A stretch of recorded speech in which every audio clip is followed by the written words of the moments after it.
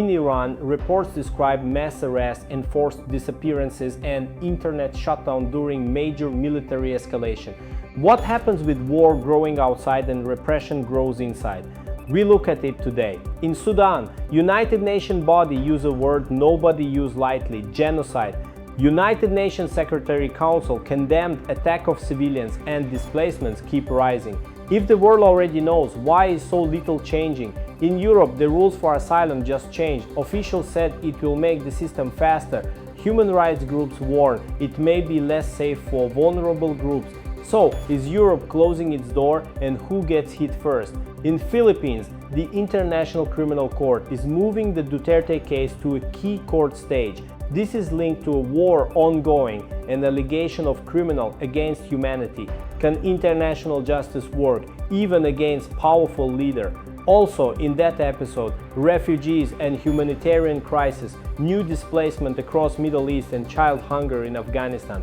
Press freedom, journalists treated, arrested in attack in Israel and Palestine, Georgia, Belarus, Kosovo and Ecuador. LGBTQ+ rights, Russia escalate pressure on that organization while global campaign pushback. Women rights, disability and violence in Kyrgyzstan, women prisoners in Vietnam, and the killing in Iraq, and the United Nations Human Rights Council in the session right now in Geneva. Does it change anything? Stay with us, let's get started. A new military escalation started after US and Israeli attacks on Iran, and then Iranian retaliation across the region. On the 3rd of March, the Iranian Red Crescent Society reported that 787 people had been killed in Iran since the attacks began. There is also a specific case from the 28th of February 2026. Iranian authorities reported that about 150 school children were among 165 people killed when a school in Minab, in Hormozgan province, was struck. The escalation is not only about Iran. In Lebanon, before the recent escalation and since the November 2024 ceasefire, Israel had been carrying out near-daily attacks in the south of Lebanon, killing more than 380 people, including 127 civilians. Democracy Now! Reports a key U.S. military fact. The Pentagon said the U.S. military death toll from an operation called Operation Epic Fury had risen to 6. There is also a serious crackdown inside Iran. A major human rights report describes mass arrests of protesters, including children, starting on the 28th of December 2025. It says tens of thousands are reported to have been arrested across the country. It also links continued waves of arrests to the countrywide massacres of 8th and the 9th of January 2026. The killing on the streets of Iran may have subsided, but the brutality continues. The violent repression of the Iranian people does not solve any of the country's problems. On the contrary, it creates conditions for further human rights violations, instability and bloodshed. Thousands of people, including children, were killed in the course of a security crackdown that intensified on 8 January with the use of live ammunition by the security forces against demonstrators. The same report says the exact total number of arrests is still unknown, but as of the 13th of February, an activist network outside Iran had published names and details of over 2,800 arrested people. The report also includes minority targeting data. At least 50 members of the Baha'i religious minority were arrested between the 8th of January and the 13th of February. Once again, the people of Iran have risen up to protest the brutal oppression and corruption of Iran's leader, the Ayatollah Ali Khamenei, only to be massacred in the streets by their own army. It also describes enforced disappearances, meaning families cannot find out where detained people are.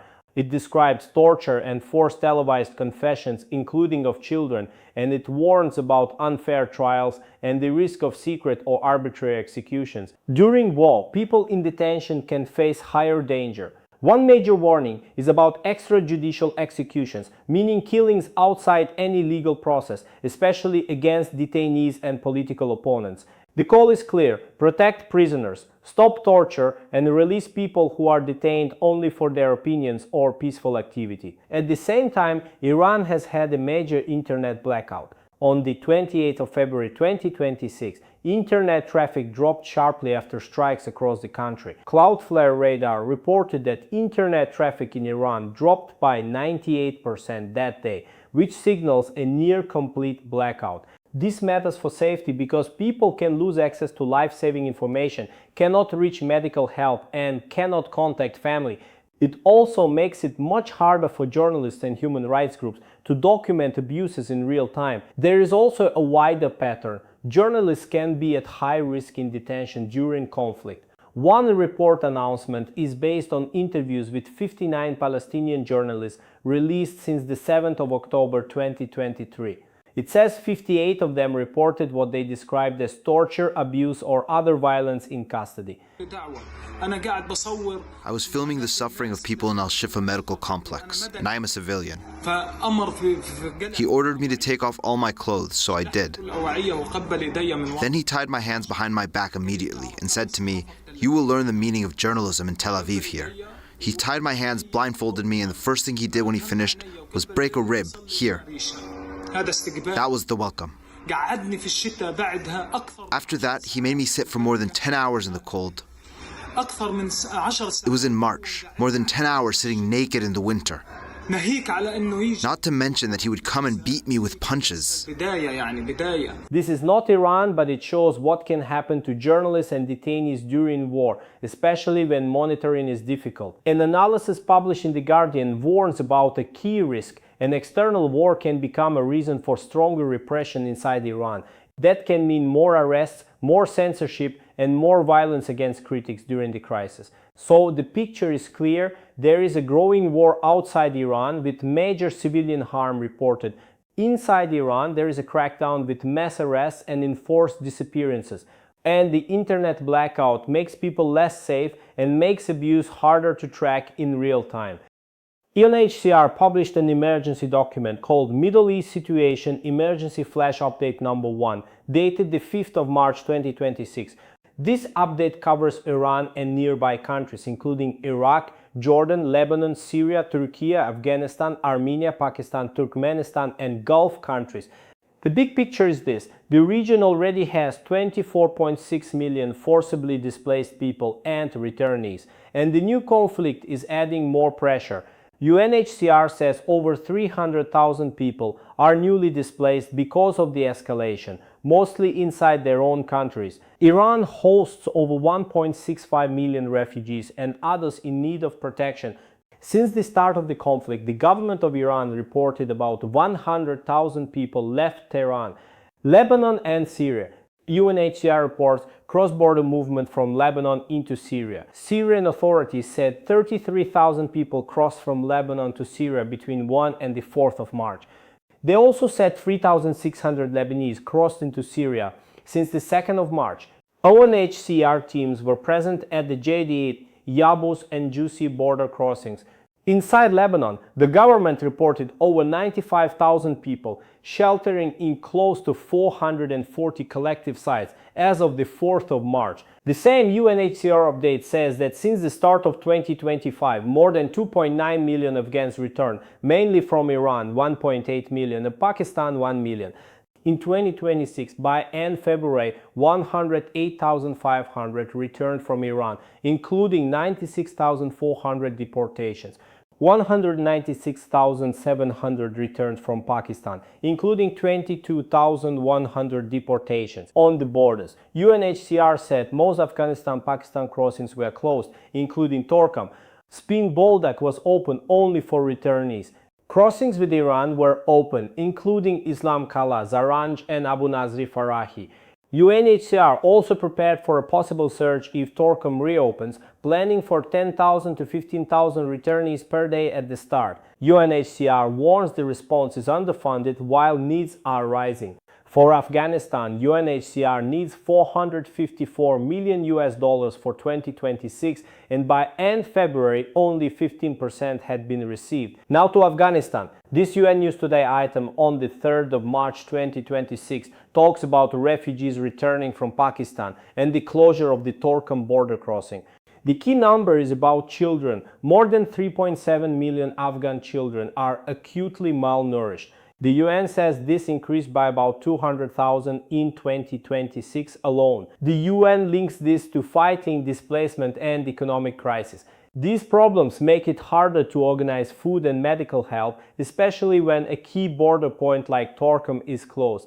So it shows two connected realities. In the Middle East, displacement is rising, including cross-border movement from Lebanon to Syria and major movement inside Iran. In Afghanistan, returns are happening at very large scale. Borders with Pakistan are mostly closed, and millions of children face acute malnutrition. And UNHCR warns that funding gaps can turn this into a bigger emergency. Now let's move to press freedom and how journalists are under pressure in different countries. I will keep it simple and fact-based. CPJ announced a special report about Palestinian journalists detained by Israel since October 2023. The report is based on interviews with 59 Palestinian journalists who were later released. 58 of them said they faced torture, abuse, or other violence in custody. The testimonies include beatings, starvation, medical neglect, and sexual violence. CPJ says it reviewed supporting evidence when possible, including photos, medical reports, and legal documents. The report was set to be released on the 19th of February 2026. In Georgia, the Supreme Court refused to consider the appeal of journalist Mzia Amaglobeli. This happened on the 4th of March 2026. She has a 2-year prison sentence. She was arrested on the 12th of January 2025 after an altercation during a protest, and she was sentenced in August. After the Supreme Court decision, her team said the next step is to go to the European Court of Human Rights. 3 years in prison on extremism charges in Belarus. A court in Minsk convicted radio host Ale Khamenka on the 4th of March and sentenced him to 3 years in prison. The case is linked to his work with Belarusian Radio Rossiya, a Poland-based outlet. The charges were described as promoting extremist activities. CPJ calls for his immediate release. In Kosovo, journalist Burim Pakoli was physically attacked in Pristina on the 2nd of March 2026. CPJ reports the attacker was identified in local press as rapper Gramos Krasniki, known as Mosi. The confrontation was linked to a negative music review. Pakoli said he was punched, chased by 3 or 4 people, dragged to the ground and kicked. After the attack, he said he continued to receive threats online. The prosecutor's office said it launched an investigation, detained 3 people, and asked for pre-trial detention. Reporters Without Borders, RSF, has documented 4 cases of death threats against journalists in Ecuador between January and February 2026. RSF compares this to 2025, when its partner recorded 3 death threats in the whole year. RSF gives clear examples with dates. On the 7th of February, freelance journalist Jonathan David Quezada Castillo received death threats linked to disinformation and said he received threats by WhatsApp, including threats against his family. On the 23rd of January, Jonathan Boniface, director of Lamingo EC, received a death threat on WhatsApp and later had to relocate. On the 6th of January, TV presenter Joffre Paredes Ronquillo received a message saying he was being watched after reporting on land management issues. On the 15th of January, radio journalist Fernando Munoz was threatened not to air an interview, and the interview was cancelled. RSF says these threats push journalists into self-censorship and reduce the public's right to information. Reporters Without Borders and partners issued a statement 1 year before the 2026 Men's World Cup, hosted by the United States, Mexico, and Canada. RSF warns that journalists covering the event may face serious risks, especially in Mexico and the United States. Thank you very much, Miki. Thank you for being here this morning. My name is Jumil Dakwar. I'm the director of the ACLU Human Rights Program. While FIFA and host cities prepare for the games, the Trump administration is escalating dangerous policies that put immigrant communities, foreign visitors, and residents at risk. Attacks on immigrants and those visiting the United States are at an all-time high. ICE is conducting raids across the country, tearing families apart, deporting thousands without due process, and holding an unprecedented number in inhumane detention facilities. RSF notes a measurable danger in Mexico. Since the 1st of January 2025, 4 journalists have been killed, and impunity creates zones of silence. For the United States, RSF warns about intrusive checks, surveillance of social media, and even denial of entry for foreign journalists based on perceived political views.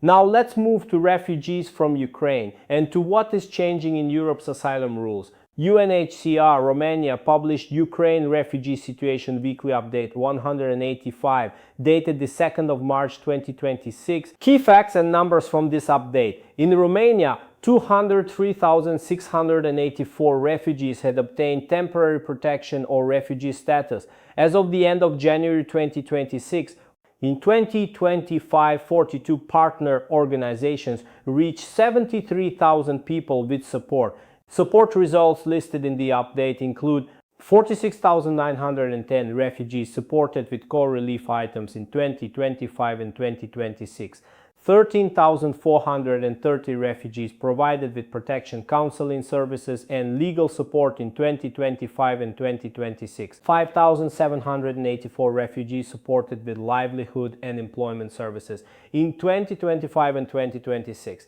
The update also highlights protection risk, including trafficking risk, and talks about priorities for 2026, including stronger protection and anti-trafficking work. Funding is still a problem. UNHCR Romania's funding requirements for 2026 are $23.4 million, and the update says 14% was funded, with an 86% gap as of the 31st of January 2026. We are providing social tickets, we are providing medical assistance, also transportation and rents. We provide apartments for the Ukrainians in order for them to better integrate in Romania. A Human Rights Watch release says the European Parliament voted for changes that can make asylum harder in practice. One key change is an EU-wide list of safe countries of origin. The list includes Bangladesh, Colombia, Egypt, India, Kosovo, Morocco, and Tunisia, and it also mentions EU candidate countries being treated as safe in many cases. The idea is that people from these countries can be put into faster, accelerated procedures, and they may need to prove why they are not safe in their specific case. Another key change is the safe third country concept. The HRW text warns this can allow sending asylum seekers to a safe third country, even if they have no real connection to that country. EKRE explains the same vote in practical terms. It says the European Parliament adopted amendments to the Asylum Procedure Regulation on the 10th of February, including an EU list of safe countries of origin, with the same list of countries, and changes to the safe third country concept, expanding when EU states can declare an asylum application inadmissible. EKRE warns these changes can create higher risks for vulnerable people, including LGBTQ+ people and survivors of gender-based violence, because safe country labels can hide real danger for specific groups. The European Parliament press release gives the voting numbers and the official purpose. It says Parliament endorsed the EU list of safe countries of origin with 408 in favor, 184 against, and 60 abstentions. It says Parliament also approved the deal on the safe third country concept with 396 in favor, 226 against, and 30 abstentions. It repeats the safe countries of origin list: Bangladesh, Colombia, Egypt, Kosovo, India, Morocco, and Tunisia. It also explains how safe third country can be applied, for example, if there is a connection or the person transited through that country, or if there is an agreement with that country to take asylum seekers. Another important detail from the Parliament briefing: if an application is declared inadmissible under safe third country rules, an appeal does not automatically stop the return decision. Now let's move to the UK and to how asylum and protection rules are changing. Then we will zoom out to the EU and what this means for democracy and human rights. I will keep it simple and fact-based. A UK advocacy update reports a big policy change that started on the 2nd of March 2026. From that date, new refugees in the UK can get temporary protection for 30 months, not a long, stable status. After 30 months, people can be reviewed again and may need to prove they still need protection. There is an exemption for unaccompanied children. The change does not apply to people who already have refugee status or who applied for asylum before the 2nd of March 2026. The update warns this can stretch the road to permanent security. It says the time to gain residency rights can double, and for some people the path to permanent security could reach around 20 years. A separate UK chapter in a global human rights report lists concrete examples of pressure on rights and civic space. It names two key protest laws used to restrict peaceful protest: the Police Crime Sentencing and Courts Act 2022 and the Public Order Act 2023. It says a Court of Appeal ruling in May found part of the Public Order Act's protest restrictions had been unlawfully enacted. It also says mass arrests happened at protests after the government banned the activist group Palestine Action as a terrorist organization. 365 arrests in July and at least 890 arrests in September. It adds another memorable example. 16 environmental activists received harsh sentences for non-violent civil disobedience. The sentences range from 20 months to 5 years. On LGBT rights, it says a UK Supreme Court ruling in April said sex in the Equality Act 2010 refers to biological sex at birth, not legal gender identity. The report warns this threatens rights for transgender and intersex people. Now let's widen the view to the European Union. A human rights release says EU institutions and some member states are not prioritizing human rights, and this is undermining the rule of law and democratic space. It points to migration policy as a key area. It says the European Commission proposed a returns regulation that could expand detention for asylum seekers and migrants, remove safeguards against unsafe deportations, and open the door to return hubs outside the EU. It also gives a clear poverty number. In 2024, 93.3 million people, or 21% of the EU population, were at risk of poverty or social exclusion. Needs to be adjusted to the post-Lisbon constitutional framework and the case law of the Strasbourg Court. So EU accession will eventually remedy to this disconnect in terms of access to the Court of Justice, but that's going to take a few years. It names rule of law backsliding as another key issue. It says the EU Council failed to take decisive action on long-standing rule of law breaches in Hungary and notes that in 2025 Hungary withdrew from the International Criminal Court. So the trend is clear. In the UK, new refugees may face repeated reviews every 30 months, and the route to long-term stability can become much longer. In the UK and across the EU, rights groups also warn about shrinking space for protest and weaker protections for vulnerable people. Now let's move to LGBTQ+ rights with quick memorable facts from Russia, Turkey and the global UN context. Human Rights Watch reports that a court in St. Petersburg labeled the LGBTQ+ rights group coming out an extremist organization in a closed hearing. The ruling was handed down on the 24th of February 2026. After this label, activists linked to the group could face criminal prosecution of up to 10 years in prison, and even people who engage with the organization could face up to 6 years. The case came after Russia's Supreme Court ruling in 2023 that banned the so-called international LGBT movement, which opened the door to wider prosecutions. Human Rights Watch also notes that Russia's Justice Ministry has filed similar cases against two other groups, LGBT Network and IRDA, and those cases are still pending. Amnesty International Ireland highlights one positive case from Turkey linked to Istanbul LGBTI+ pride. 3 activists, Hevda Selen, Sinem Çelebi and Doğan Nur, were detained on the 29th of June, the day of the Istanbul Pride March, and put in pre-trial detention on what Amnesty calls baseless charges. Doğan Nur was released on the 30th of July after a lawyer's appeal. Then, on the 8th of August, Sinem Çelebi and Hevda Selen were released at their first hearing. Amnesty says this happened after international solidarity and an urgent action campaign. UNDP and I Will Get World announced the International Pride Awards 2026. Nominations open on the 17th of March 2026 and close on the 17th of April 2026. The award recipients will be announced on the 5th of August 2026 at World Pride in Amsterdam.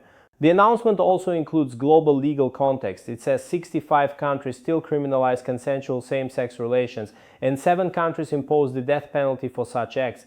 It also says award recipients from low and middle-income countries will receive $10,000 grants.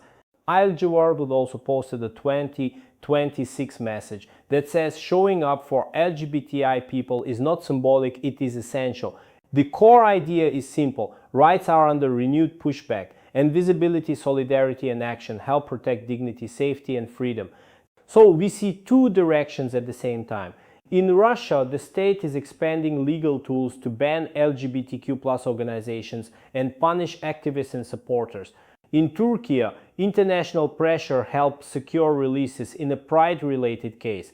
And globally, groups like ILGA World are pushing LGBTQ+ rights at the UN, while UNDP and ILGA World are also building visibility through awards and public support.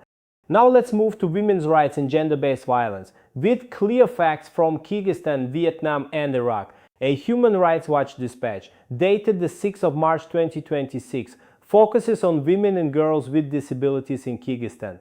Key facts: many face harassment, physical abuse, sexual abuse, and economic discrimination.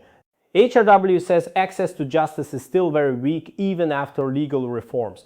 A clear accessibility fact from the report: only 25% of buildings in Bishkek are equipped with ramps.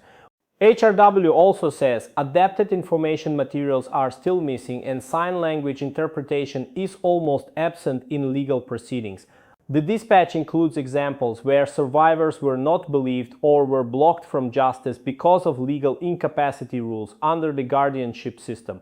Another Human Rights Watch dispatch, also dated the 6th of March 2026, highlights women imprisoned in Vietnam for peaceful activism and speech. Key facts with names and sentences: Pham Duan Trang, 48, is serving a 9-year prison sentence after her arrest in October 2020. Kam Dae Diu, 64, is serving an 8-year prison sentence after her arrest in June 2020. Dinh Thi Tu Thuy, 44, is serving a 7-year prison sentence after her arrest in April 2020. Wang Thi Hong Tai, 45, was arrested on the 7th of January and may face trial in 2026. HRW says these cases show how national security laws are used to silence women who speak out. Headline dated the 3rd of March 2026 reports the killing of Iraqi feminist and human rights activist Yanar Mohammed. Key facts: she was killed outside her home in Baghdad by 2 unidentified gunmen who opened fire as she stood outside. The report says she had returned to Iraq from Canada a few days before the attack. She was co-founder and president of the Organization of Women's Freedom in Iraq. In 2003, she founded the first women's shelter in Iraq to protect women from trafficking and so-called honor killings. The report says she had received death threats because of her work. Now let's move to the US: abortion, social rights, and the right to protest. I will keep it simple and fact-based. A Human Rights Watch dispatch says abortion bans and delays are already linked to preventable death because people cannot get care in time. Here are the key measurable facts in the text. 13 US states now enforce complete abortion bans. A research group cited in the dispatch says women in states with abortion bans are twice as likely to die from pregnancy-related causes as women in states where abortion is legal and accessible. The dispatch also notes a national health fact. Data shows 80% of maternal deaths in the US are preventable. It adds that 6 states are involved in 3 federal lawsuits challenging access to mifepristone, a drug used for medical abortion. Headline reports new federal charges after a peaceful protest in January at the St. Paul Church in Minnesota, where one of the pastors worked for ICE. The Justice Department indicted another 30 people. The report says over 24 people have been arrested. It also says independent journalists Don Lemon and Georgia Ford were among those previously charged, along with civil rights activist and attorney Nekima Levy Armstrong. A Human Rights Watch news release warns that a proposed German bill would make social support more punitive and could worsen poverty for single parents and children. One clear number in the text is about sanctions. If a job center says a person failed to report, the monthly benefit would be cut by 30% in the first instance. Another concrete comparison in the release is about poverty levels. In 2023, a single-parent household with 2 children received 1,198 euros per month in benefits, while the official at-risk of poverty threshold was 1,626 euros, a 26% gap. Now let's move to Sudan, Darfur, the war and the humanitarian disaster. I will keep it short, concrete and number-based. A UN fact-finding mission investigated crimes linked to the RSF takeover of Al-Fashir in North Darfur in late October 2025. It says the RSF committed war crimes and crimes against humanity, and that their conduct shows indications pointing to genocide. The report describes an 18-month siege of Al-Fashir and then 3 days of horror, with killings, enforced disappearances, and rape of thousands. It also says identity-based targeting linked to ethnicity, gender, and political affiliation was central, and that the hallmarks of at least 3 acts of genocide were present. The UN Security Council issued a statement calling for an immediate end to fighting and condemning drone attacks on civilians, civilian facilities, and humanitarian workers, including impacts on the World Food Programme. It also imposed sanctions on 4 senior RSF figures. The sanctions include travel bans and asset freezes. The same text cites WFP figures: 21.2 million people, or 41% of Sudan's population, face high levels of acute food shortages, and 12 million people have been forced from their homes by the conflict. CFR's Global Conflict Tracker reports that on the 24th of February 2026, RSF forces stormed Mastariha, a village in North Darfur, and the village was torched. Council on Foreign Relations. So the facts line up in one direction. In Darfur, a UN fact-finding body sees patterns that look like genocide. The UN Security Council condemns attacks on civilians and sanctions. 4 RSF commanders. Violence continues on the ground, including village attacks and reports of killings of people with disabilities. And the human cost is massive: millions displaced and tens of millions facing hunger.